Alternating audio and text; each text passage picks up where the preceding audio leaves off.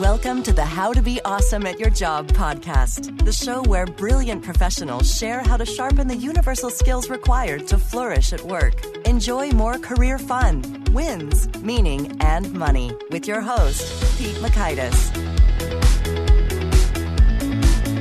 Hello, and thanks so much for joining us here for episode 308 with Allen Gannett. Allen is talking about what makes ideas connect, resonate, be smashingly successful. So you'll learn one, the two fundamental human desires that come together in winning innovations. Two, little things to tweak to make your offering a smashing success.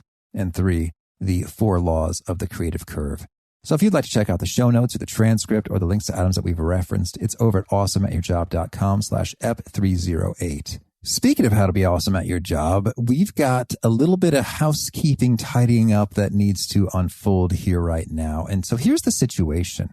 It's wild that we're over 300 episodes now, but we are. Hooray. Thank you for listening this whole journey. It's so cool. And I love to hear from folks who say, hey, Pete, I'm listening to the new stuff and it's great, but I came on board just a few months ago. So now I'm going through the whole back catalog. And the back catalog is where some housekeeping needs to occur. You see, most podcast applications, including the one that comes in the iPhone, just that little purple guy that just says podcasts built in there, they are capped at 300 episodes in the feed, as is the case as well with Overcast, a number of others. I believe Spotify will only show you the last 100. So if you were curious about episodes before 200-ish, you can go on back using another app. And I really like Overcast myself. I think that's pretty handy in terms of its features. But the one built into the iPhone is great too. But regardless, whatever you're using, most likely you're going to hit a cap of about 300 episodes. So if you scroll back to the very, very beginning, it'll start now at episode, 10 or 12 or something instead of the very, very beginning. And a lot of people like to start at the very beginning because the beginning is a great place to start. So what do? I've talked to other podcasters about this. It's an awesomely fun problem to have. It's like, I have too many great episodes. What do I do here? And so what I've opted to do is a little bit of trimming. And if you were looking very closely at the feed, you'll see that some of the episodes have disappeared. Now, they have not disappeared forever. You can absolutely find them over at awesomeatyourjob.com if you navigate to that webpage. But they've disappeared from the feed that is on your device. So this is maybe a convoluted long story, but what I'm really looking to do is select the very finest episodes to remain in the feed. So that way, if you're saying, hey, let's just go into a back catalog episode, you will get some fantastic episodes. So if some episodes need to go, I would like for those episodes to be the ones that are less resonant, less popular, less engaging for the majority of folks. So I've been starting to do a little bit of that by looking at some of the download numbers, but that really doesn't tell the whole story. I really want to get your take on which episodes were the absolute best and which ones were the worst or disappointing in some way, so I can take that information in conjunction with the other data associated with downloads and engagement and email opens and clicks and all that to come up with really which ones should be trimmed because they're maybe more niche or isolated, not applicable to everybody, and which ones should really be highlighted and promoted and shared. Hey, greatest hits, take a look at these. They're awesome. They're great. You'll have a really cool experience if you're sharing it with a friend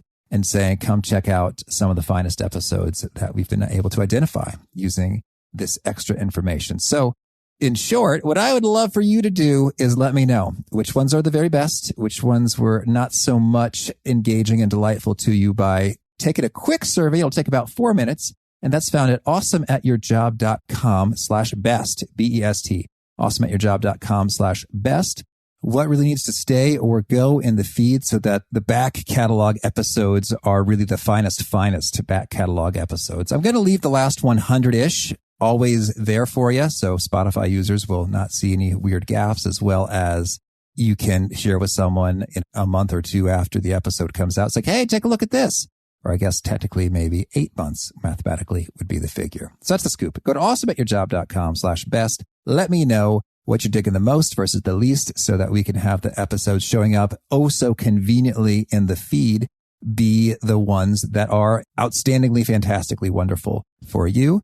And again, every episode will still be there at awesomeatyourjob.com. It just might take a little bit more effort to hunt it down and navigate to it and play it. But I guess that's just the constraint that we're working with here. So anyway, enough of that story. Here's Allen's story Allen Gannett is the founder and CEO of TrackMaven, a marketing analytics platform whose clients have included Microsoft, Marriott, Saks Fifth Avenue, Home Depot, Aetna, Honda, and GE.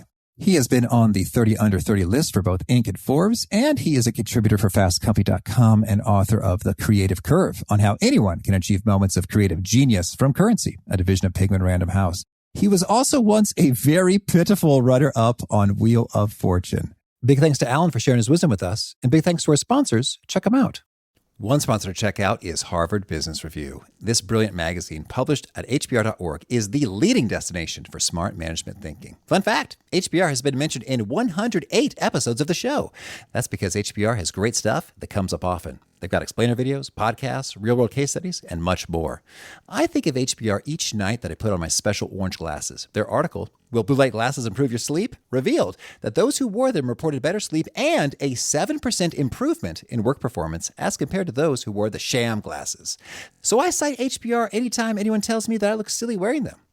Now, much of HBR's content is available for free when you sign up at their site. Subscriptions that get you unlimited content cost $10 a month.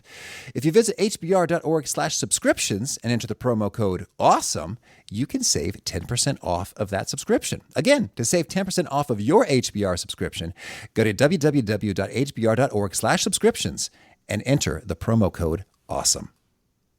And big thanks to our sponsor, Acorns. Acorns makes it easy to start automatically saving and investing for your future. You don't need a lot of money or expertise to invest with Acorns. In fact, you can get started with just your spare change. Acorns recommends an expert-built portfolio that fits you and your money goals, then automatically invests your money for you. NerdWallet.com, whom I love on these sorts of matters, gives Acorns a whopping 4.7 stars and says, quote, if you want to make the most of your spare change, there's no better place to do that than Acorns. Head to acorns.com/awesome or download the Acorns app to start saving and investing for your future today. And we got a legal disclaimer here. It may not be representative of all clients. Tier 1 compensation provided. Compensation provides an incentive to positively promote Acorns. View important disclosures at acorns.com/awesome. Investing involves risk, including the loss of principal. Please consider your objectives, risk tolerance, and Acorns' fees before investing. Acorns Advisors LLC, Acorns, is an SEC-registered investment advisor. Brokerage services are provided to clients of Acorns by Acorns Securities LLC, member FINRA/SIPC. For more information, visit acorns.com. Now, here's Allen. Allen, thanks for joining us here on the How to Be Awesome at Your Job podcast. Thanks, man. Thanks for having the best named podcast on the internet. Oh, I appreciate that. You know, I was kind of inspired by Ramit Sethi of I Will Teach You to Be Rich, because it's like, I know exactly what I'm getting from you. And I like that clarity. It's like that movie, Snakes on a Plane. It was about snakes on a plane. Yes. Oh, and it was a delight. Hey, well, you're a marketing guy. I loved what they did with Samuel Jackson's voice, calling people and leaving voicemails like, hey, Allen, you got to get your butt to see Snakes on a Plane. I just thought that was the coolest thing. I don't remember that. I need to go look it up. That's amazing. I hope it's still live. It brought me such joy and probably a healthy return on investment that you could measure with TrackMaven. This is true. This is true.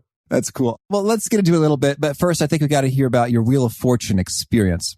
Oh my God. Yeah, this is, I think this is one of those fun facts in the bio. So yes, when I was 18, I decided I had this phase where I was like, I want to get cast on game shows. Like, how hard could it be? And so I basically applied to all these different game shows, and there was a local audition for Wheel of Fortune. So I went, and I never really watched Wheel of Fortune before. And so I decided that instead of studying the puzzles, I would instead study the contestants. And so I watched like hours and hours, and I played like the web game, and like I did all these different stuff to get a feel for it. And what I realized about all the contestants that were on the show was that they weren't all that good at puzzles. What they were good at is they were all bubbly, and they all like enunciated really well. And so I went in, and I did terrible on the audition, the actual like written test part. But when it came to the audition, I did a Elmo impression, which I will never ever do again. And I think they were like, okay, this guy's sufficiently crazy. And so I went on, and I lost terribly. I lost to Joan from Alexandria, Virginia, who won $60,000. I did not win that. I know. I wonder where Joan is now and what she's done with the money. Joan, if you're listening, like, please send me a DM. Oh, that's fun. That's good. All right, cool. Well, I want to get into your book here, but first to get a little bit of a backstory. So you are the founder and CEO of Track Maven, which is marketing analytics software. So can you give us a little bit of a feel for how your experience in that world informed your view of creativity and made you think that you need to write this book? Yeah, so I've been running Track Maven for almost 6 years now. And the thing which is really interesting is, so we work with a lot of really big brands to help them find the patterns in their marketing data. So like, what are the things that you're doing? What are the stories you're telling, the products you're focusing on, the messages, the audiences? What are those things that are actually driving results for your business? And so what we found is that there's actually a lot of science behind this sort of marketing creativity. And so I've always had this sort of like right brain, left brain sort of overlap view of creativity. And a few years ago, I started noticing that when I was talked to, the marketers we work with, they would say something like, well, I'm just not that creative. And I was like, what? And like, I'm not that way. I wasn't born like Mozart. I'm not Steve Jobs. And I was like, but creativity is like this like skill that you can develop and learn. And they're like, no, it's, you either have it or you don't. And so I had always read a lot of autobiographies, and I always read a lot of stories of creative genius. And when you read the autobiographies and the memoirs and the stories from these people, what's clear is that they don't feel like they were just born with it. They also don't feel like it was just the result of hard work. They feel like it was the result of a lot of smart work and a lot of intentionality. And so I started giving this talk and marketing conferences all about how like we need to get rid of this notion of the creative genius just sort of like walking out of the womb, like with all these talents, and that being a reason why you can't also be creative. And that spiraled into a book proposal, which spiraled into broadening the book to all creatives, because the thing I realized as I started digging into the topic was that creativity is one of these things that like is actually one of the most misunderstood concepts in popular culture. We all think we know what it is, but there's actually been tons of really fascinating science and research about creativity that people don't know about. Like, it's actually at this point pretty well studied, and we have a really good understanding of what causes people to like certain things, dislike other things, what gets what are the underlying things in your brain that actually drive creative thinking. Like, we have a lot of good science on this. And so the book was this attempt to both debunk this sort of like inspiration theory of creativity, and two, to paint a picture of, okay, if creativity is something you can nurture and develop, well, how do you do it? And so for that half of the book, I interviewed about 25 living creative geniuses. These are like billionaires like David Rubenstein, startup people like Alexis Ohanian from Reddit, Kevin Ryan, who did MongoDB, Guild, Business Insider, DoubleClick. I did Oscar winners. I did YouTube vloggers like Casey Neistat.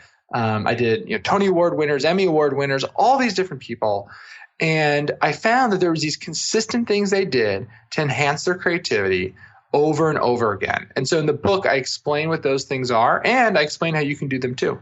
Okay, yes. Well, I want to dig into these practices, absolutely. But first, I'm just so intrigued. Can you unpack a little bit some of the key things that are universal, like that what makes us like stuff and dislike stuff? Yeah. So what I found was really interesting when you dive into the research is that people have studied this question in a few different fields. So they've studied in psychology and sociology and neuroscience, and they've all sort of converged on this thing where it turns out a big part of our preference is tied around these two urges we have. The first urge is that as people, we crave the familiar. We like things that we're comfortable with, that we know are safe. And this is very much a sort of evolutionary or reptilian effect where, part of our job of our brain is to keep us safe. So if we see, if we were, thousands of years ago, we saw a cave that we'd never seen before, we sort of know, should probably avoid that thing. And so we have this ability to really seek out the familiar. Like, what is, think about your home, think about visiting your grandmother's home, these places where you feel sort of safe.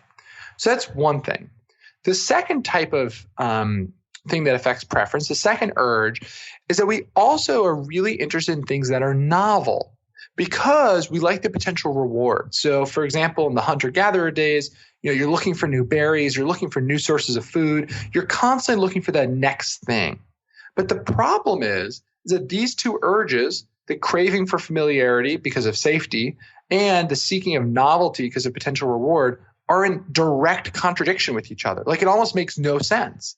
And the thing is that what scientists found is that this is actually a really elegant way for our brain to balance things. Because let's say, for example, you see a new berry in a field and it looks wildly different than any berry you've ever seen before. You should probably not eat it because it's probably poisonous. If, on the other hand, you see a berry that's basically, a bigger blueberry, it's just a big fat blueberry, you can probably go, okay, it's probably fine. I'm going to try it out, right? And so your brain has this really graceful way of balancing familiarity and novelty. And what scientists found, what this relationship looks like, is that the more we see something, the more we like it, but only up until a point. Once that point is reached, then every time we see it, we like it less and less and less. And so what they found is there's this inverse U relationship. There's this bell curve. There's this bell curve between exposure and preference. And so in the book, I call it the creative curve. And it's this relationship where your job as a marketer, as an entrepreneur, as someone who's tasked with creating anything, is to create ideas that have that right blend of familiarity and novelty, right? Star Wars was literally a Western in space. It was familiar, but it was also novel. Harry Potter was a traditional rag to riches, orphan rises to greatness story, but it was told in this whole world around witches and wizards and magic in a way which many children's books had never done before. And so that combination of familiarity and novelty, that was the thing that really stuck out as one of these findings that has been so well researched, so well founded, so well supported, but we don't really talk about that when we talk about creativity. Intriguing. An inverse U, I guess I'm thinking of a lowercase n, if you will, and then how that unfolds. And I don't know who it was, a comedian or just one of my buddies who said, ooh, that looks like something that I already know and love and yet slightly different. I will try this new flavor of beef jerky. Yes. Totally. I already like this brand of beef jerky, and yet this is mesquite. So I am intrigued. So that connects and relates certainly to my own experience. And I'm thinking about sort of like, I guess, startups that really are hits like Uber. It's like, you're familiar with a cab. Okay. Well, hey, how about we just do that a little differently in a way that you find to be more convenient? I think food trends are a great example of this. You saw, for example, when Pinkberry rose to prominence, it was ice cream, but it wasn't. It was a little tangy. It was a little different. It was kind of healthy, I guess. And now it obviously has fallen from prominence. Right now there's that big trend going around of the sort of the sushi burritos, like these giant oversized sushi rolls. And it's something familiar. It's sushi, and it's also something familiar. It's a burrito, but it's different. It's a sushi burrito. And so that's one of those things that it was interesting because there's all this science about it. But in the book, I have a bunch of, I have some quotes from some of the interviews. And a lot of these creatives, they know this, they acknowledge this. And in fact, I talk about this really fascinating study that this one professor did he's a professor of empirical musicology, which is the study of the math behind music. And he did this study looking at how the Beatles use experimental song features over their career. And it follows this U shape where they use them more and more. And then as their audience started getting fatigued, they started using them less and less. And so, they always balanced the right balance of familiarity and novelty. They weren't doing stuff that was too new. They weren't doing stuff that was too old.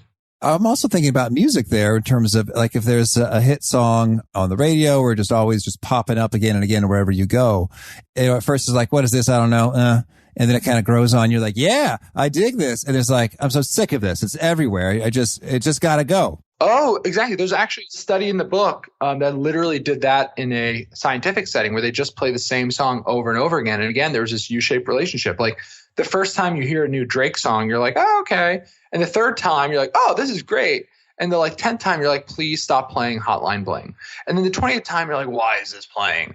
And so you see this over and over again, is that there's this relationship, like things fall in and out of favor. And if you're going to master creativity, you have to first master that. You first have to master this curve. Mm-hmm. Well, I guess I'm wondering then, so let's say you're a professional, you are in an environment working with your folks, your colleagues, day in, day out. You need to come up with the big idea that's going to, I don't know, improve a process or be a new opportunity that we should chase after. So how does one apply this principle in the trenches? Yeah, I think the biggest thing that you can apply from a really sort of a micro perspective is I think too often in business environments, we focus on the novel, right? We focus on we use words like innovation, brainstorm. We're constantly trying to find these new out of the box ideas. And I think some of the most valuable innovation, especially in corporate America, actually comes from taking what's already working and just updating it. Just doing those little tweaks, those little changes. Like, I think we have to get away from this idea that sort of originality and innovation are the key to success, because that's not actually what the science shows us. That's not actually what history shows us. The things that are successful are actually oftentimes the things that are somewhat familiar. And I think making that mind shift change is really important. So I hate the word brainstorming. It's like my least favorite word. Is ideation also a no-no for you? You're killing me, Pete. Don't say this. Stop. Well, I guess I'm thinking in terms of products, we always think of Apple, design and innovation and all those words. And at the same time, though, the iPhone is kind of like, well, hey, it's a phone and a music player and some internet goodies sort of in one. So it's like you got a thing in your pocket. Maybe you have multiple things in your pocket, but just sort of put them all into one convenient package that looks great. 100%. You see this a lot. Basically what you're talking about is, form factors. So form factors are a really common form of innovation because it's the same actual functionality, but in a different form factor. So, now we sort of joke about, Tide Pods because of the viral meme about people eating them. But, before that, they were a really successful product line because it was just taking detergent and making it like easier to deal with. And like, it's crazy because it's literally just that, people, I guess, didn't want to pour the detergent, but Tide Pods were hugely successful just by changing the form factor. Like, that's all the change they made was. That it wasn't like some huge, crazy innovation. It was just, let's put in a little plastic dissolvable bag. That's true. And that's intriguing how you can also think about it in terms of a Tide pen, a Tide wipe. Oh, yeah. All these things. A Clorox wipe. It's literally the same thing. Travel size. Oh, a jumbo size. And so that's intriguing. I'm almost sort of imagining sort of like a matrix or a spider diagram in terms of, hey, form factor is one thing you can tweak a little bit on one axis or dimension. What are some others in terms of, hey, form factor is one variable, size is another? What else? Yeah, it really depends on the creative field, obviously, right? With consumer packaged goods, form factors, obviously one that's pretty common. Brands, another one that's pretty common. Oftentimes you see this in, for example, when people are writing novels, they oftentimes will use really traditional story arcs. Like, there's actually all this interesting research about story arcs. There's these like 6 recurring story arcs that people always use. And so, people will take that same story arc and then they'll add their own characters, their own genre. Sometimes people will innovate on the actual story arc and add like a weird twist or like a sort of surprise ending. But actually, more traditionally, the successful types of art are taking the standard structures and formulas and they're working off of that. So much more common is you see people using the standard sort of structure or formula in art and working off that. Like, most successful radio songs are 3 minutes. There are the occasional, songs, I guess like Bohemian Rhapsody that's like, forever and that are successful from a sort of popular perspective. But those are the exception, not the norm. And so typically you actually have to really focus on what are going to be the things you do that are similar to the baseline, not, wildly different. Mm-hmm. Okay. So now one of the key pieces in your book is coming up with the right idea at the right time. So we talked about this curve. And so any thoughts in terms of the timing? Do you play the game a little bit different if it's played out and super familiar versus, seems more novel? Yeah. I mean, I think the thing you need to recognize is you need to learn how to listen to your audience to identify where your idea is and whether or not you can change it or pivot it to the right place. Because you need to be at that blend of familiar novel, that right perfect blend to really take off. So in the book, I talk about these 4 things these highly successful creative people do. And one of them that I was surprised by is that they all engage in a highly data-driven iterative process. I don't mean data necessarily purely in the data way, although some do, but I mean some sort of systematic, rigorous process of creating, testing, editing, re-editing, recreating, sort of doing that over and over and over again. And so, for example, I talk about how I spent a day with the Ben & Jerry's flavor development team, which was like a really fun, delicious day for lots of reasons. And one of the things I thought was so interesting was you have these people who are like experts in, ice cream, they're experts in flavor, they're former chefs, they're food scientists. But the biggest thing, the most important thing for them that they do is every year they come up with a list of 200 flavor ideas and they survey their audience. They literally they have an email newsletter. They send a survey to a subset of the people in the email newsletter and they just ask 2 questions. And the 2 questions are, One, how likely are you to buy this flavor? And two, how unique is this flavor? So they're basically asking, how familiar is it and how novel is it? And the reason why that's so important is because what they want to do is if they create too many things that are too familiar, that are, people say, oh, I love that are similar to things they already like. Well, you'll end up with a whole line of like brownie and cookie flavors, which sounds good, but will eventually make the brand feel stale.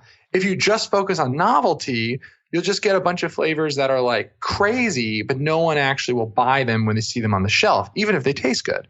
And so they use data to winnow down those initial gut ideas into ideas that they feel have a high degree of success based on listening to their audience. So much of creativity, so much about doing anything creative is about nailing that for your audience. I think it's amazing how little we actually listen to our audience. So that was one of the things I thought was most surprising was, we have this vision of these great creatives like going off into a cabin in the woods and creating these things and then you're returning with a finished product. And in reality, the creators I interviewed, like they love getting audience feedback because they're creating for the audience. Mm-hmm. Absolutely. Well, I'm intrigued. So those two questions then, is it like a 400 item survey then if there's 200 flavors and, oh, dang. Yeah, no, it's like a whole production. These are the committed ice cream. Yeah, no, I think they split it up, but like, yeah, people get into Ben & Jerry's. They have a big email list. You'd be shocked. Well, that's very intriguing. And I remember one of the first times I had this aha was, I don't know how it happened. I was with my buddy Connor, shout out. And we were watching the Simpsons movie DVD commentary. I don't know. It just happened that day. And so what occurred again and again in the commentary was the creators were talking about, oh, hey, before in this scene, we did this joke, but that didn't work. Originally we did this, but that didn't work. We tried it out with this and that. And I was like, wait a second. And so from my perspective as a consumer, like, okay, this is just a silly, cartoon movie. But from behind the curtain with the creative folk going after it, it's like a test and test and test. And it's like, yeah. Comedy is so fascinating. I mean, stand-up comedy, I profile stand-up comedian in the book. Stand-up comedy, I think, is one of the most interesting examples of this because they literally get on stage and their whole shtick is they're supposed to look like they're sort of like organic and jokey. Yes. But like literally, if you ever watch like the new Seinfeld special on Netflix, they have this scene where he's sitting in the middle of a park and they took out all of his yellow legal pads of jokes that he's written throughout his entire career and it fills the entire park because the whole thing in stand-up comedy is what they actually do is they're constantly like writing down little ideas. And then all these stand-up comedians, even the big ones, are constantly going to like small comedy shows to like, they call it like working out a joke because they want to get like every little like pause and facial expression. They want to get that all nailed. So by the time it's going their comedy special a year from now, they've been like practicing and testing and getting that joke just right for them to deliver it on air, record, and then they mostly just throw out the jokes they've done for their special and they do the whole thing over again. And so stand-up comedy is actually one of the most practiced, rehearsed, written types of creativity. But we think of it as this like organic thing. And it's like, no, that's not how it works. Like, these people don't just come up and start cracking jokes. Yeah, certainly. And I remember I always wondered when I was watching stand-up comedy, it's like, that joke is not at all connected to the previous joke. It feels like if this were a conversation, there'd be a segue or whatever. It is like, well, hey, what can I tell you? I got a bunch of jokes that are winning and they didn't happen to be connected to each other. So this is what you got. Yeah, have fun. Well, so that's one great process there in terms of the laws of creative success. And you share a couple others. Can you reveal them for us? Yeah, of course. So in the book, there's these 4 laws of the creative curve. The one I already mentioned, obviously, is iterations and these highly iterative processes. So all these creators do that. The other 3, the first one is consumption. So one of the things I thought was so interesting is that we think of creators as constantly doing, as constantly putting stuff out there. But all the creators I interviewed actually spend a lot of time consuming information in their vertical. And I explained in the book why. I explained why they do that. But that was one of the things I thought was so fascinating. It's a huge amount of time consuming information in their vertical. The second thing is that, again, we talk about this sort of like originality myth, but every single one I interviewed talked about at some level how they spend time imitating the greats, imitation is a huge part of the creative process. So the second law is imitation. And the reason why is that there's these common structures, these common ways in which creative products are presented to an audience. And so when you have to balance familiarity and novelty, knowing those structures is very, very important to create the familiar.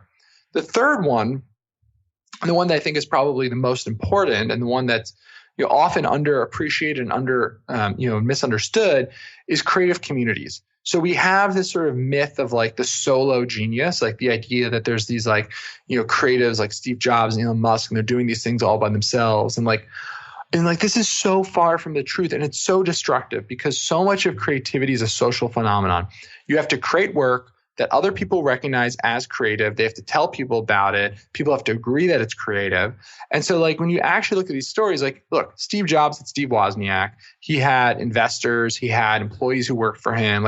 There's all these people involved. And so in the book, I break down the different types of people you need to have in your creative community. But one of the ones that people always sort of forget about is all the creative geniuses I interviewed, how would I call a prominent promoter? Someone who gives them and lends them credibility. Because if you are a creative and no one ever hears about your work, sure, your work may be technically proficient, but from an academic perspective, it's actually not creative. Creative work, by definition, has to be recognized as creative. So people have to see it in order for it to be labeled as such. And so having people who lend you credibility, who lend you airtime, who do that is actually incredibly important. So the sort of social construct around creativity is one of the things that I thought was really interesting when you dive into creativity. Because if I asked you, hey, Pete, is that painting creative? It's actually a hard question to answer because if you're looking at, a painting of Mona Lisa, well, if you're looking at a new one today that's an exact reproduction, well, you'd say, well, it's not creative. Okay, but what makes the original one creative? There's other paintings from a similar time period that are just as well painted and just as interesting. And so there's actually a really big social phenomenon aspect around creativity that really is actually an important sort of nuance to understand. Well, I like that turn of phrase, prominent promoter, and I'm just imagining sort of like a hype man, yeah, dog. What he said, oh, that's so good. What are a couple other key roles? Yeah, so a couple other ones are, the other one's a master teacher. And so all the creatives I interviewed had someone who is a world-class expert as a teacher, not just sort of middling level. And the prominent promoter and the master teacher, sometimes people find them in one as a mentor, but I think it's important to break those two because those are actually two separate roles. And for a lot of people, those came from two separate people.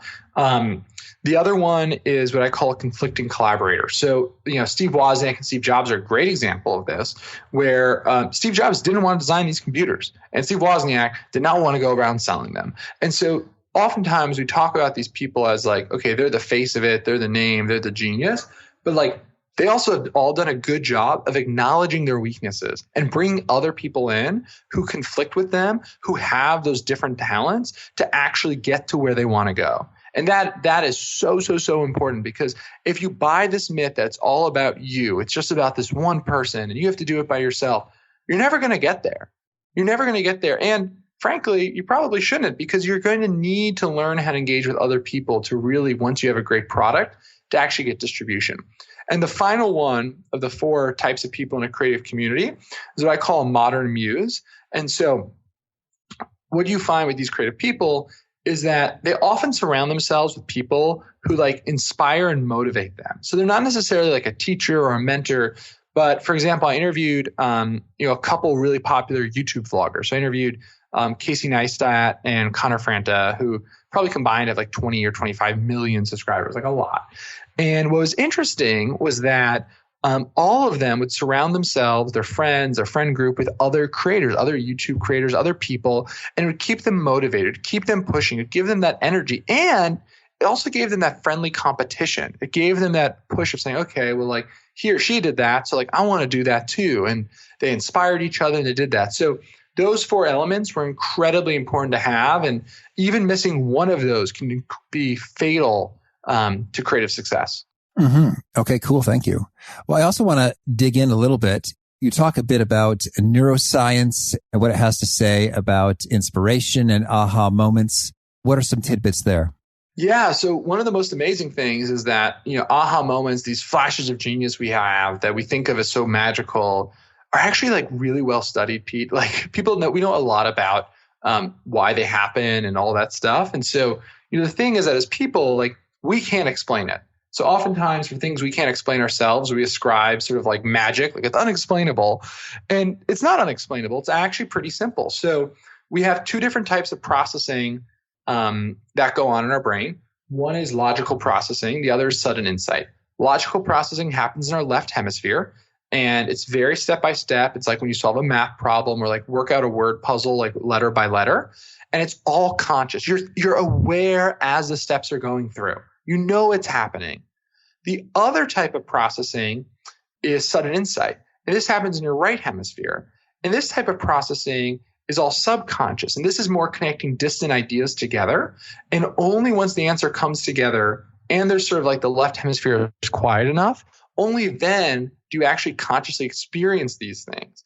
And so that's why we have this idea of sudden insight, because these ideas suddenly pop out of consciousness, but it doesn't mean they're magical. They're in your right hemisphere. And in fact, this is why you have these so much when you're in the shower, or a lot of these stories are people were in bed or they were on a train or on their commute, is because in these moments, your left hemisphere is sort of quieted down. You can kind of think about your left hemisphere and your right hemisphere as like, your left hemisphere is your like noisy lab partner who like won't shut up about working through the problem. And your right hemisphere is your like quiet, smart lab partner who's like, working through and they say like, hey, I got the answer. But you can't actually hear them say it until your noisy lab partner kind of shuts up.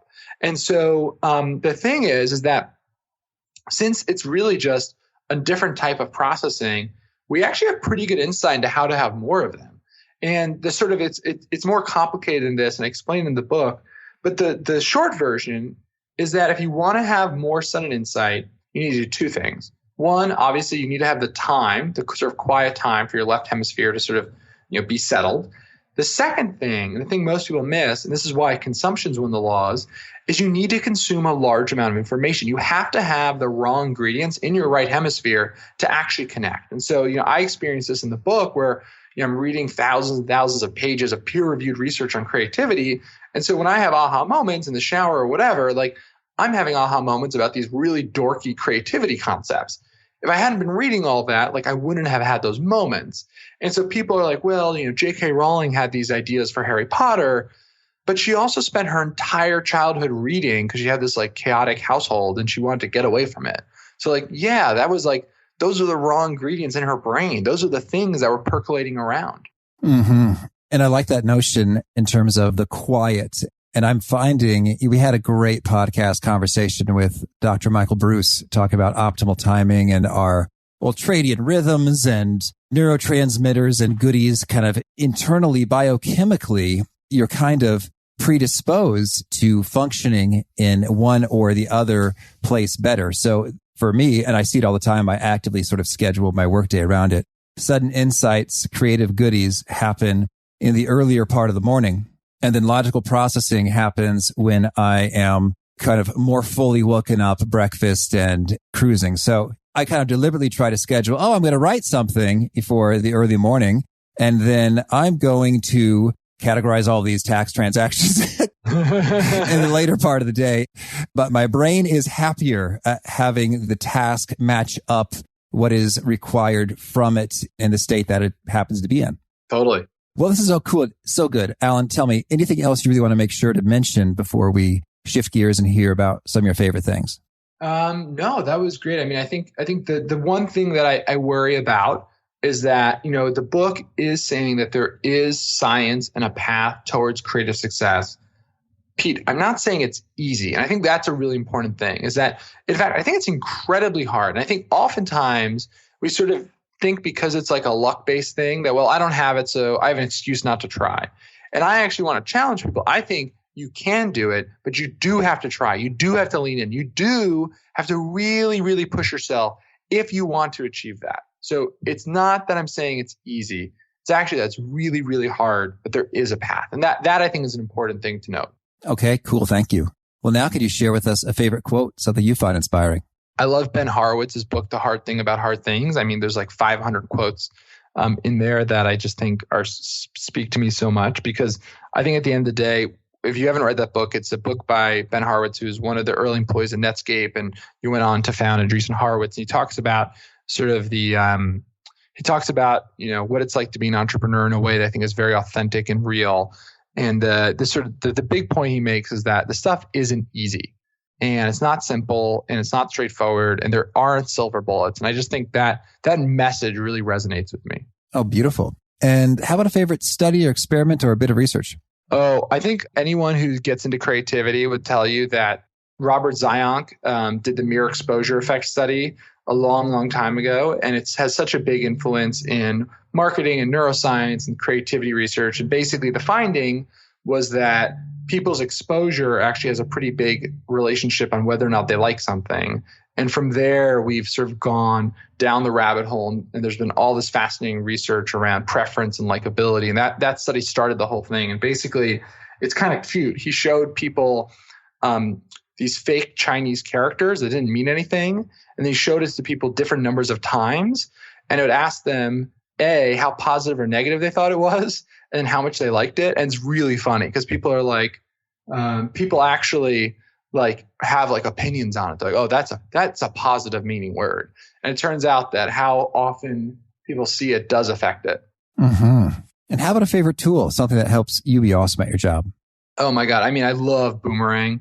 I'm one of those people who, tends to write emails at like 1 a.m. in the morning.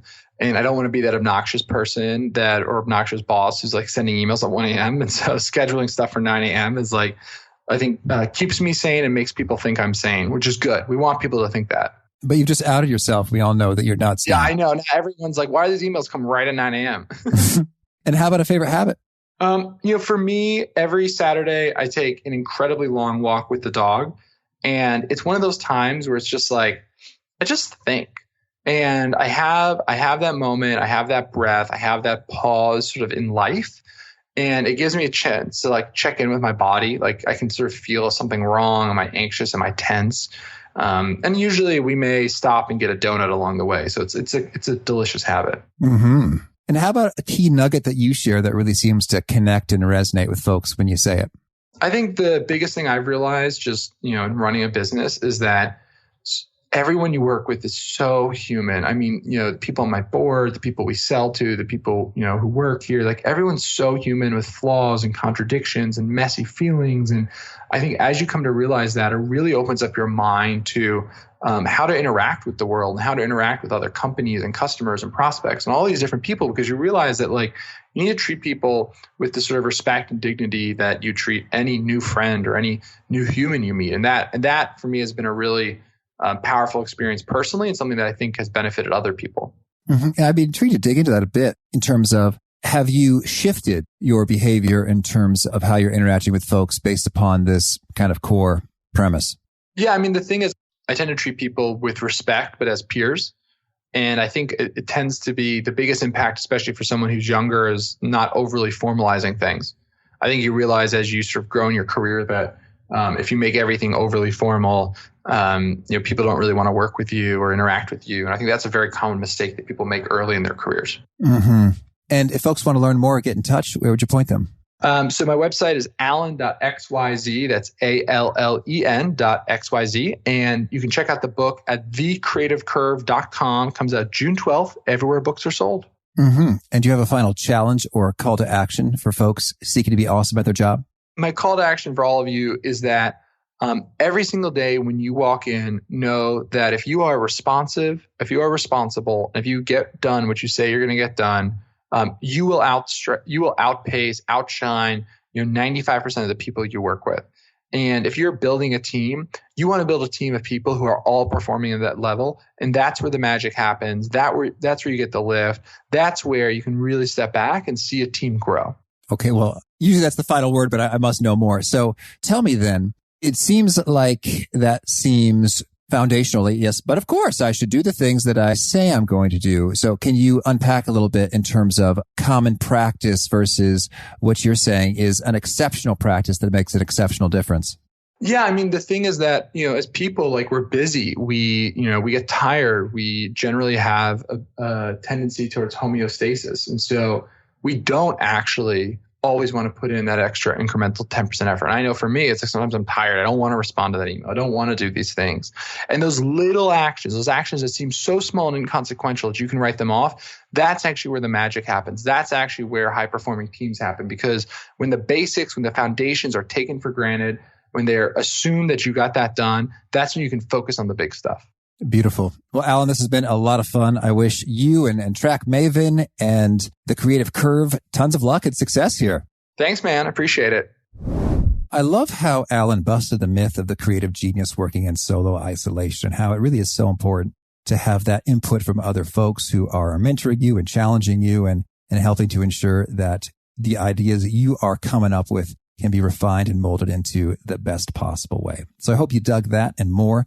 Again, if you want to check out the transcript and the links to the items we've mentioned, including the Samuel L. Jackson Snakes on a Plane recording promo, which just tickled me so much when I received it. That's over at awesomeatyourjob.com/ep308.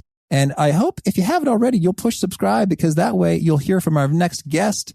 It is a little episode with two guests. We got Anne and Carlo, who are both PwC employees, and we're going to hear a tale of burnout averted, how it was done in one person's cool story, and then how it was rolled out and systematized to make the work environment a place where people could stick around for a longer tenure and reduce the attrition. So hope to catch you there, and peace.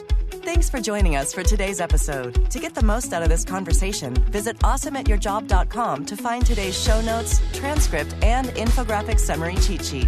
For more entertaining professional skill sharpening, be sure to subscribe to catch the next episode of How to Be Awesome at Your Job.